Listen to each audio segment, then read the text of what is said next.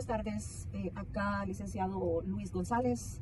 Nosotros somos estudiantes del GT6, del subgrupo número 3, y nuestro tema es los ecosistemas costeros marinos. En esta ocasión vamos a realizarle una pequeña entrevista al licenciado para que él nos aborde estas temáticas, ya que él es un conocedor de la materia y bueno, él tiene mucho conocimiento y tiene mucho que decirnos al respecto. Gracias por la invitación, un gusto. Gracias, licenciado. Primeramente tenemos la pregunta que dice: ¿podría hablarnos un poco de su formación académica, su formación, en su ámbito del derecho ambiental, su trayectoria que usted... Claro, bueno, mi nombre es Luis González, soy parte de la Unidad Ecológica Salvadoreña UNES. Decirte que, bueno, soy graduado de esta universidad, está en mi alma mater, licenciado también en Ciencias Jurídicas, y me he especializado en el tema de adaptación al cambio climático, extractivismo, gestión ecológica de riesgos, y ahorita estoy también egresado de la maestría de esta facultad de Ciencias Políticas. Entonces, bueno, un gusto poder participar, y un poco más o menos en mi recorrido he estado en diferentes espacios ambientales, como la Mesa Frente a la Minería Metálica, la Alianza contra la Privatización del Agua, la Mesa Permanente de Gestión de Riesgo, y desde estos espacios dándole seguimiento a la mayoría de temas ambientales, como lo he planteado, el clima, el tema de riesgos, residuos, gestión eficiente del agua, por ahí un poco. Muy bien, licenciado. Nos agrada tenerlo acá, como dije anteriormente, una persona especializada en esta área de medio ambiente y el agua, que es algo bien importante, que sabemos que es una necesidad de todos en este mundo. Digo en este mundo porque no somos la excepción, sino todos, e igualmente de los cambios medioambientales. Todos somos víctimas, especialmente de estos calores que se están llevando a cabo en estos momentos que no soportamos. Claro.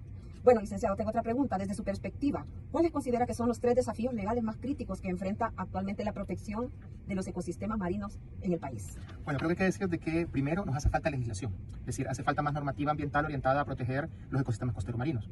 Y ese es un primer reto, es decir, si bien tenemos bastante normativa a nivel nacional que regula varios temas, en el tema costero marino nos hace falta más. Un segundo elemento es que la legislación que actualmente existe no se cumple adecuadamente. Y ahí tiene que ver con varios elementos. Bueno, falta de voluntad política, falta, digamos, de recursos suficientes, tanto técnicos, humanos, financieros, para darle seguimiento a la normativa y de esta manera, pues, hacer un adecuado monitoreo de cómo se avanzan los indicadores ambientales para ver si efectivamente se cumple o no. ¿Qué es lo que tenemos? Tenemos realidades en las cuales hay normativas muchas veces buenas, pero no hay vigilancia. Por ejemplo, hay una ley especial para prohibir el consumo, comercialización y distribución de huevo de tortuga. Sin embargo, hoy por hoy no hay huevos de tortuga que se queden enterrados en la zona costera marina, porque hay un problema económico, hay falta de empleo y mucha gente se dedica a extraer los huevos de tortuga, pero no hay, digamos, alguien vigilante que sancione o que dé alternativas económicas. Entonces, digamos que ese es como un segundo elemento.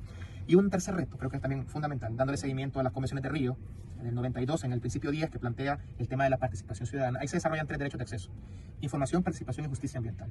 Entonces, en el tema de participación hace falta que toda la sociedad en su conjunto, llámese la academia, empresa privada, agencias de cooperación, juventudes, iglesias, nos articulemos en desarrollar esfuerzos de protección ambiental, obviamente enmarcados en la legalidad, pero también para dar seguimiento a esto. Entonces, si en el segundo punto planteamos de que hay insuficiencia en el seguimiento que dan las autoridades a la protección de los bienes ambientales, ¿cómo involucramos a la sociedad en su conjunto para que ese seguimiento y de alguna manera haya una adecuada gobernanza de los bienes ambientales y en este caso los bienes costeros marinos para su protección y conservación? Esos 3 para mí serían los 3 grandes retos. Pueden haber otros, pero por ahí. Sí. Bueno, licenciado, en cuanto a los manglares y costas, quisiera que nos aclarara un poquito sobre la normativa, el marco legal de los ecosistemas. ¿Cómo evalúa la eficacia de la normativa vigente para resolver conflictos sobre el derecho de propiedad privada y la protección estricta de los bosques salados, es decir, los manglares? Claro, una buena pregunta. Efectivamente tenemos una crisis del tema de los bosques salados en el país. Cada año hay menos bosque, hay una gran deforestación y degradación de estos, principalmente por el monocultivo de caña de azúcar, por la ganadería. Y si bien hay varias normativas vinculadas, aquí tenemos la Ley de Medio Ambiente, la Ley de Áreas Naturales Protegidas como legislaciones nacionales, también tenemos la Convención Ramsar que tiene que ver con este tipo de humedales, que también tiene que ver con esto. Pero hay otra normativa, la Ley de Río de Avenamiento, que tiene vinculación con la zona costera marina, o la Ley General de Recursos Hídricos, la Ley de Protección a la Vida Silvestre. Hay varias normativas que están vinculadas al tema de manglares. Y también en eso hay que decir que hay un choque a veces de jurisdicciones. Porque por un lado, si es que hay un manglar que esté definido como área natural protegida, que hay varios, es el Ministerio de Medio Ambiente que decide. Pero si no, digamos que hay otro tipo de categorización y simplemente solo es un bosque salado, es el Ministerio de Agricultura y Ganadería por medio de la ley forestal. Entonces, allá a veces hay un conflicto de estas competencias y hay una, digamos, falta de asumir las responsabilidades por las autoridades, lo que deja que estos degradadores ambientales, pues, hagan de las suyas. Y como señalaba, acá en el caso de Jiquilisco, Garita Palmera, Metalío, mucho tiene que ver con estos degradadores que son la caña de azúcar y la ganadería. ¿Y qué ocurre?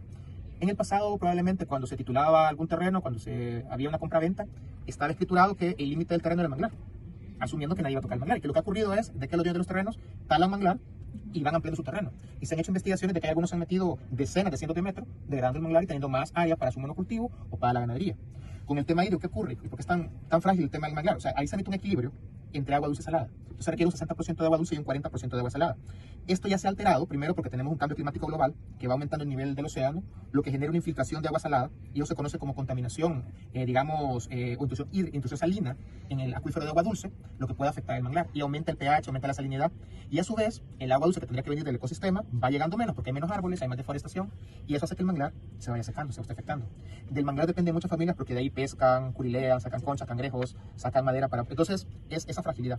Entonces, sin duda, como mencionaba, si hay legislación, hace falta más legislación, pero la que tenemos no se cumple. Entonces es como adaptar varias vías.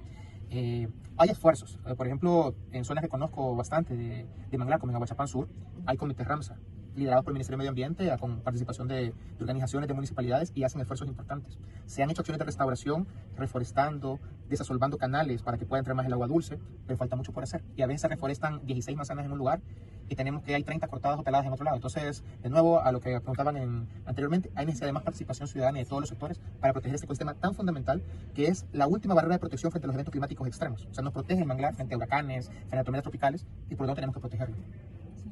Sí, definitivamente es algo a lo que no se le presta importancia, porque raras veces se escucha hablar de esa protección. Bueno, ambientalistas, como usted, como otras personas, lo hacen en su momento, pero como usted dice, no hay una legislación que realmente dé un buen apoyo, un buen soporte y una conciencia más que todo, generar conciencia en la población, en la misma institución, ¿verdad?, que debería de tener la competencia de regir esta situación. Claro. Bueno, en relación siempre a los manglares, ¿de qué manera los tratados internacionales como el Ramsar está influyendo realmente en las decisiones judiciales o administrativas a nivel nacional? Bueno, yo creo de que este tratado internacional es importante, es el 71, y sí, mediante este es lo que se ha hecho de esfuerzos de conservación en estos sitios. Acá tenemos varios que tienen buenos esfuerzos de conservación, la Laguna Blomega, Iquilisco, en el caso Garita Palmera, y en esa zona, que es donde yo conozco más o tenemos algún trabajo como organización, sí se ha conformado un comité Ramsar de cara a hacer esfuerzos de conservación, que es un poco lo que creo que hace falta. Es decir, un poco, a veces para aterrizar esta normativa internacional, la lógica es que se construye una ley nacional, ¿verdad? Entonces, digamos, si tenemos el derecho humano al agua, reconocido por Naciones Unidas, pues hacemos una ley general de agua. Si tenemos, digamos, el tema de cambio climático, pues buscamos una ley de cambio climático. Acá todavía no, pero en los países es como la lógica. Es bien difícil que se aplique directamente el convenio in situ, si no hay una normativa nacional que lo regule, lo aterrice o lo desarrolle. Entonces, yo creo que eso ha faltado. Si bien el tema de manglar se toca en la ley de medio ambiente o también está en la ley general de recursos hídricos, algunos elementos vinculados al territorio costero marino, fuera interesante tener una ley específica de manglares, porque muchos están protegidos por la ley de áreas naturales protegidas, otros en general como sitios Ramsar, a otros se les protege un poco porque son como zonas de recarga hídrica mediante la ley forestal, pero tal vez un cuerpo normativo que vendría a normalizar o regular todo lo que se desarrolla en ellos sería lo adecuado. Porque hay algunos que son, como digo, son protegidos, otros no. Sin duda yo creo de que el convenio es importante, y yo creo que los sitios Ramsar algo se protegen en el país, pero hay necesidad de hacer más cosas. Y yo creo de que hace falta entonces una normativa que de alguna manera articule todos los esfuerzos para darle mejor protección. Sí, porque al parecer, aunque se quieran llevar a cabo los esfuerzos, pero como que está invisibilizado y no hay una protección legal, ¿verdad? Sí. Hay algunos esfuerzos que hacen, por ejemplo, se crean comités, digamos, de manejo, y estos comités están formados por pescadores, por juntas de agua, que de alguna manera hacen un plan. Sí, los lugareños que hacen un plan de manejo sostenible. Entonces, si me queda un territorio de manglar, yo le voy a hacer un cuido. O sea, yo creo que me den el comanejo y yo voy a ayudar a reforestar, a mantener los canales, pero yo también voy a aprovechar los recursos que están ahí. Obviamente con un plan que determina, voy a agarrar un cangrejo, pero que tenga tal tamaño. Entonces, esto ya se está haciendo. Habría que ver qué tanto monitoreo se le da a estos planes que se autorizan. Pero, de nuevo, hace falta como más articulación, más recursos. Hay que decir que los guardarrecursos, aunque suene repetitivo, pero le faltan fondos económicos, elementos técnicos para hacer un mejor trabajo, aunque hace su esfuerzo. Pero sí, hay que involucrarnos más para mejorar los ecosistemas de este tipo en el país. Bueno, y esta pregunta también está muy relacionada y creo que ya prácticamente comenzó a responderla. Dice que ante la falta de claridad de algunas normas, ¿qué principios jurídicos deben de prevalecer para evitar la degradación de los recursos costeros marinos por proyectos de desarrollo?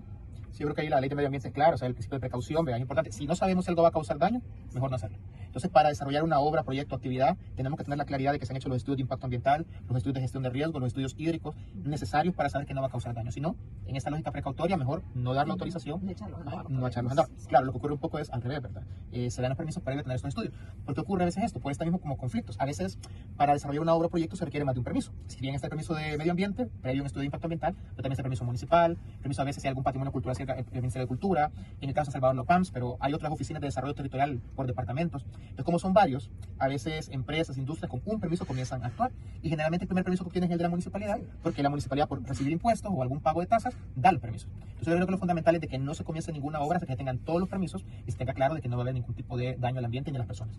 Así es. Me parece. Respecto al derecho del mar, licenciado, y gestión de recursos, ¿cuáles son los obstáculos técnicos y legales más complejos para la implementación plena de Convemar en nuestra jurisdicción?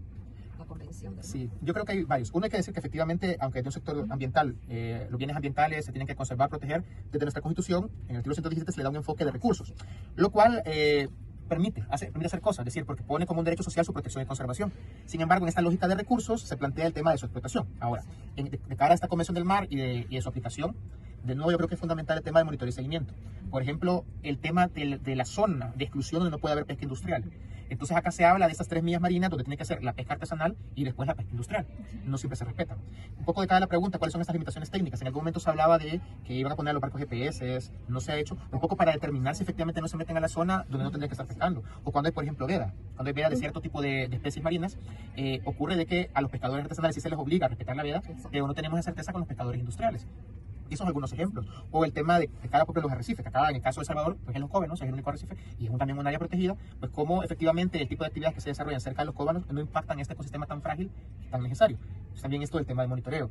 También creo que es fundamental de que a las autoridades se le brinde capacitación jurídica de estas normativas y su adecuada aplicación. Yo he estado a veces en zona costera marina, que yo he visto tortugueros, por ejemplo. Y yo he llamado a las autoridades ya hace varios años y lo que me decían es que eso no es ilegal. Yo, claro que es ilegal. Es decir, no, pero es que ellos lo llevan y lo venden a un vivero. Sí, eso se puede hacer. Pero los que lo hacen generalmente tienen un carnet o están identificados por el Ministerio de Medio Ambiente y no solo es así. Entonces, a veces las mismas autoridades no conocen la normativa. Entonces es importante de que se desarrollen procesos de formación básicos o técnicos sobre ciertas normativas a las autoridades que tienen que aplicarlas para que esto funcione mejor.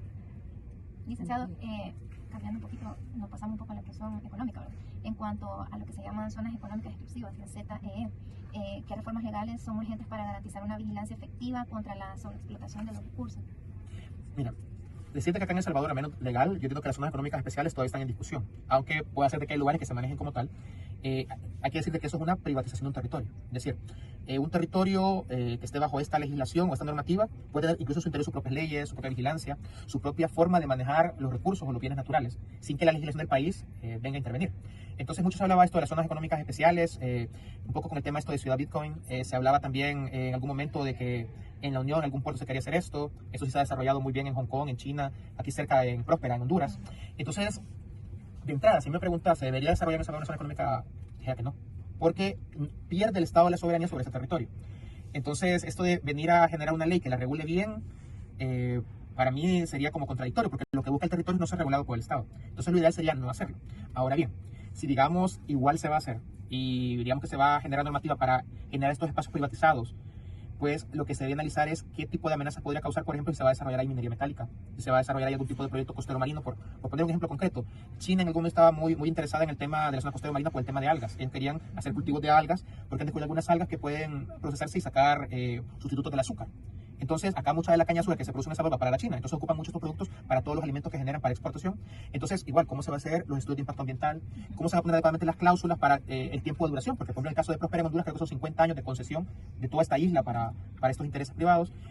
O cómo de alguna manera se ponen cláusulas o normativas vinculadas para que la soberanía no sea completa. Como si en alguna actividad o obra que se va a desarrollar en ese territorio puede afectar una cuenca y entonces eso ya sería prohibido.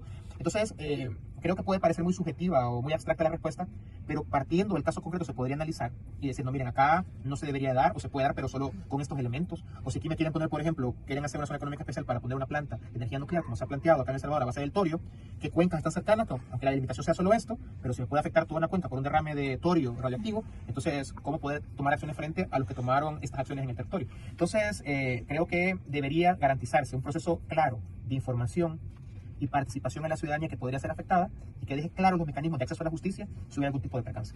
Excelente, licenciado. Vámonos a las municipalidades.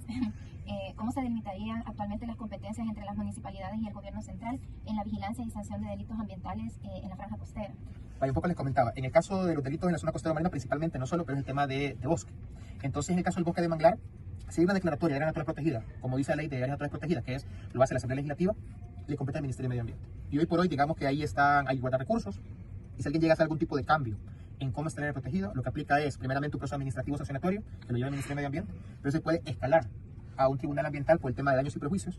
Entonces ahí se lleva este proceso civil ambiental para que de alguna manera haya un resarcimiento del daño, y también puede escalar al ámbito penal, que ahí hay un delito específico que es destrucción de flora protegida. Entonces digamos que es como el camino, yéndome si quieren desde lo más básico, que es como lo administrativo, después lo civil, por último la última rata que es lo penal. Es diferente cuando es un área que no sea protegida, y allí hay una confusión porque, por ejemplo, en la zona Ramsar si tienen una protección internacional, pero no todas están declaradas como áreas protegidas en el país. Y ahí hay como... Entonces, ahí todavía hay una pelea interna entre el Ministerio de Medio Ambiente y Agricultura y Ganadería, pero hay algunas zonas que, digamos, que están en el territorio costero marino, que agricultura y ganadería son considerados como bosques rurales, tendría que ser que dé autorización para su aprovechamiento sostenible, como dice la ley forestal. No siempre ocurre. Según la ley, cualquier tipo de aprovechamiento necesita una autorización, a menos de que ya tenga un plan de manejo, pero para que sea un plan de manejo tiene que ser un bosque que lleve sembrado. No es el caso de los bosques que están en el país o el manglar. Y generalmente los que cortan árboles no tienen este plan. Entonces podemos decir que casi la mayoría de talas son ilegales. Entonces ahí lo que hace falta efectivamente con esta articulación es que las municipalidades por medio de las unidades ambientales estén como bien pendientes de los ecosistemas que estén en su jurisdicción territorial y denuncien. No siempre ocurre, y hoy menos, que son menos municipalidades y que las unidades ambientales tienen más territorio, porque es histórico que no han tenido recursos. Y ellos se quejan de que tienen que ir en moto, pero no hay para la gasolina, o no hay quien les acompañe y que puede ser riesgoso ir a meterse al manglar, porque efectivamente puede haber algún peligro. Entonces hace falta esto como vínculos. Y en esto también decir de que, en la parte primera de la pregunta, también si algunos árboles están considerados dentro de lo que se considera el casco o el área urbana, hay que decidir en la municipalidad. Entonces a veces no está bien delimitado un territorio, y entonces no digo que exactamente va a ser urbano donde es el manglar, pero algunos árboles dicen, no, esta parte es urbana, entonces es la alcaldía, y ya no se puede meter en las otras instancias. Entonces yo también eso tendría que normarse mejor, que haya más diálogo entre estas tres instancias para la adecuada aplicación de la ley. Y a veces entre esta falta de ponerse de acuerdo es porque le implica uso de recursos para ese monitoreo y seguimiento. Claro, lo ideal es que creen comités Ramsar, que creen mesas gestoras para que se encuentren y busquen junto con la población hacer una adecuada vigilancia. De nuevo, esto es un reto. El tema de recursos es fundamental y hasta ahora ha limitado mucho esto a la vigilancia. Así es. Licenciado, en cuanto a la responsabilidad y la perspectiva en cuestiones de procesos de litigio ambiental, ¿cuáles son las mayores dificultades probatorias que enfrentan los tribunales para cuantificar el daño a un ecosistema marino? Buena pregunta. Fíjate de que los tribunales ambientales son de reciente creación y fue un paso fundamental en el acceso a la justicia ambiental en el país. Es decir, por ahí en 2014, propuesto en el 2012, aprobado en 2014. Inicialmente una limitante era que solo era uno, estaba acá en Salvador. Igual la gente de los territorios muy lejanos le costaba venir, aunque ya la ley, hay que decir que estas reformas fueron muy buenas, es decir, permitían que el juzgado actuara de oficio, permitía la inversión de la carga de la prueba, es decir, que quien tiene que probar que no causa daño es la industria, la empresa, no la gente. Sin embargo, se avanzó más cuando se crearon ya otros dos, uno en Santa Ana, otro en San Miguel y una cámara de segunda instancia acá en San Salvador. Y eso permitió de que hubieran más denuncias, más demandas en el tema ambiental. Pero de cara a la prueba yo creo de que una limitante es de que para probar el daño ambiental en cualquier ecosistema, no solo costero marino, se requieren pruebas técnicas que no siempre están acreditadas o certificadas en El Salvador. Entonces, por ponerte un ejemplo, si decimos de que la caña de azúcar contamina el agua del manglar, tenemos que ir a hacer pruebas de laboratorio para ver metales pesados. ¿Y qué metal pesado? Si es plomo, arsénico, selenio, bromo, o si son agrotóxicos, si es paraquat, gramoxón, glifosato. Y no todos los laboratorios en el país tienen certificación para esto. Y aunque estamos diciendo que la carga de la prueba es inversa, uno puede poner la denuncia y el tribunal actúa y puede poner medidas cautelares. Lo cierto es que para compensar un daño tenés que probar que él lo ha causado. Entonces, ok, yo voy a hacer la prueba de laboratorio y probar. Y esto es caro, y a veces no solo es caro, sino que no está en el país. Y de verdad, por experiencia de UNES, es un gran trabajo el tema de las pruebas y tener que sacarlas del país para ir a probar en un laboratorio externo. No solo el tema de cosas, sino que cuidar que se resguarde la cadena de custodia de la prueba. Y sí es complicado. Un caso similar fue aquí con Sitio del Niño con la contaminación por plomo, que al final de baterías. Todavía no estaba el tribunal ambiental, se fue por vía penal por lesiones y la prueba fue también, o sea, hicieron pruebas de sangre a las personas, pero faltó más. Es decir, hicieron pruebas también de suelo, aire, biodiversidad, que fueron carísimas, que algunas tuvieron que traer selectivo porque no estaba. Entonces, para mí, eso es lo más difícil y de eso se aprovechan muchas veces industrias, empresas, yo no soy. Y te dicen, tengo que hacer alguna prueba que no han sido y no tenés forma de refutarlo. Por eso es que lo que mucho ha avanzado acá es el tema de medidas cautelares, pero el tema de las demandas es un poco más limitado porque cuesta tener formas de probar el daño. Ahora, y yo creo de que se pueden hacer cosas, pero o sea, creo que se ha ido avanzando. Cada vez se pueden encontrar más laboratorios que tienen como certificados ciertos elementos, pero todavía falta. Hay mucho camino por recorrer. Excelente, licenciado. La última pregunta, esta es más que todo para usted. Si tuviera que proponer una reforma estructural en cuanto a la ley de medio ambiente o al Código Penal en esta materia de la que estamos hablando, ¿cuál sería su prioridad para garantizar la sostenibilidad costera a largo plazo? Yo creo de que sería importante de que a los tribunales ambientales también les dieran la jurisdicción penal. Es decir, si bien hoy por hoy hay delitos penales con el tema ambiental, o sea, degradación de flora y fauna protegida, deforestación, hay una cantidad de delitos ambientales con sanciones penales, se miran en un juzgado de lo penal. Y muchas veces estos no son los jueces naturales, es decir, no tienen el conocimiento o el mejor conocimiento del tema, y el tribunal ambiental sí. O sea, y hay como ya expertos, hay peritos. Entonces hasta ahora se queda acabar la jurisdicción civil, pero lo ideal sería que todas las jurisdicciones vinculadas a lo ambiental se pudieran ver desde los tribunales ambientales. Obviamente sería una reforma de la ley de medio ambiente, también reformas al Código Penal y procesal penal, para ver eso todo en una sola jurisdicción, todo lo ambiental en un solo espacio. Y que ahí de solo se pudiera determinar, ok, lo civil, la sanción penal, de cárcel, o tanto de restauración, o tanto de fondos a las personas perjudicadas o al Estado. Eso fuera importante. Y lo otro que yo también creo que sería reformas para seguir potenciando el acceso a la información en materia ambiental y la participación ciudadana. Creo que eso tendría que ser como las reformas para buscar más sustentabilidad ambiental en El Salvador. Sí, licenciado. Le agradecemos mucho su participación. Gracias por gustazo. regalarnos su Muy tiempo. agradecidos. Y pues hasta aquí llegamos con la entrevista. Muchas gracias. Perfecto.